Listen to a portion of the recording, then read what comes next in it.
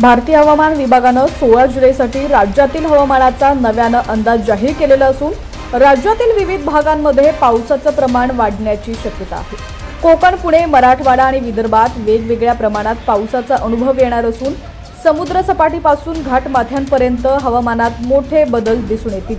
हवामान विभागाच्या म्हणण्यानुसार तापमान, आर्द्रता, वाऱ्याचा वेग आणि ढगाळ वातावरण यामध्ये मोठ्या प्रमाणात चढ उतार दिसू शकतात।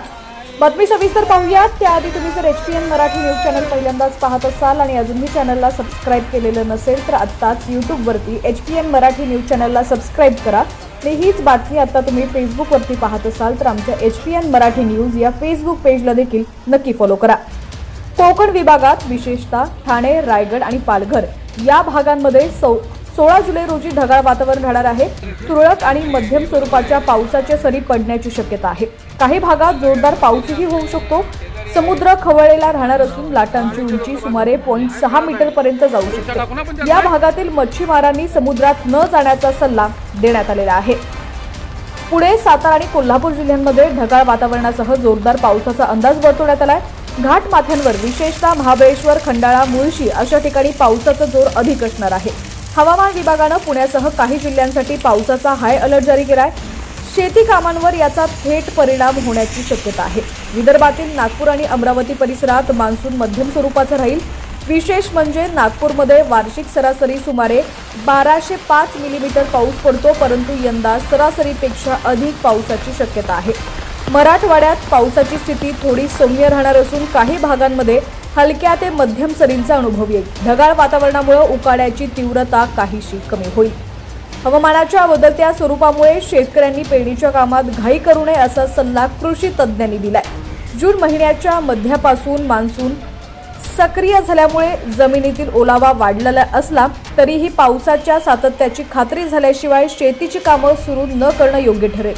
योग्य नियोजन आणि हवामानाचा आढावा घेऊनच पुढील शेती कामांची आखणी करावी असा इशारा देण्यात आलेला आहे। दरम्यान राज्यात 16 जुलैपासून पावसाचा जोर वाढण्याची शक्यता असून अनेक भागात पावसाचं प्रमाण सरासरीहून जास्त राहणार आहे। नागरिकांनी हवामानाचा अंदाज लक्षात घेऊनच प्रवास व शेतीचा निर्णय घ्यावा। दरम्यान राज्यातील तुमचा जिल्हा कोणता आहे, तुमच्या जिल्ह्यातील हवामानाची काय स्थिती आहे ती देखील आम्हाला कमेंट्सच्या माध्यमातून नक्की कळवा। तर सातारा जिल्ह्यात मागील 24 तासात मध्यम पाऊस झालाय। सातारा परिसरामध्ये 15 मिलीमीटर पावसाची नोंद झाली आहे। पुढील 24 तासात साताऱ्यातील कमाल तापमान 29 अंश सेल्सिअस राहील। सातारा जिल्ह्यामध्ये ढगाळ आकाशासह गडगडाटी पावसाची शक्यता हवामान विभागानं वर्तवली आहे। मागील 24 तासात पुण्याच्या शिवाजीनगर परिसरात 6.9 मिलीमीटर पावसाची नोंद झाली आहे। यावेळी कमाल तापमान 26.6 अंश सेल्सिअस राहिलंय। पुढील 24 तासात पुणे घाटमाथ्यावर हलका पाऊस असेल। उर्वरित जिल्ह्यात ढगाळ आकाशासह हलक्या पावसाची शक्यता हवामान विभागानं वर्तवली आहे। कोल्हापूर परिसरात 40 मिलीमीटर पाऊस नोंदवण्यात आलेला आहे। यावेळी कमाल तापमानात वाढ नोंदवण्यात आली। कमाल तापमान 27.4 अंश सेल्सिअस राहिलंय। पुढील 24 तासात कमाल तापमान 28 अंशावरती स्थिर राहणार आहे।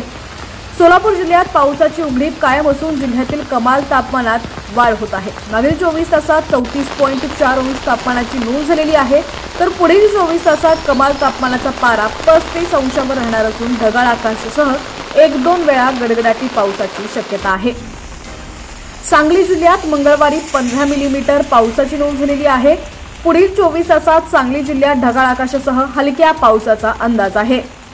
पश्चिम महाराष्ट्रातील सर्व जिल्ह्यात आकाश साधारणपणे ढगाळ राहील। सातारा, सांगली आणि कोल्हापूर परिसरात गडगडाटी पावसाचा अंदाज आहे। तसंच जिल्हांतर्गत परिसरात हलक्या पावसाची शक्यता हवामान विभागाकडून वर्तवण्यात आलेली आहे।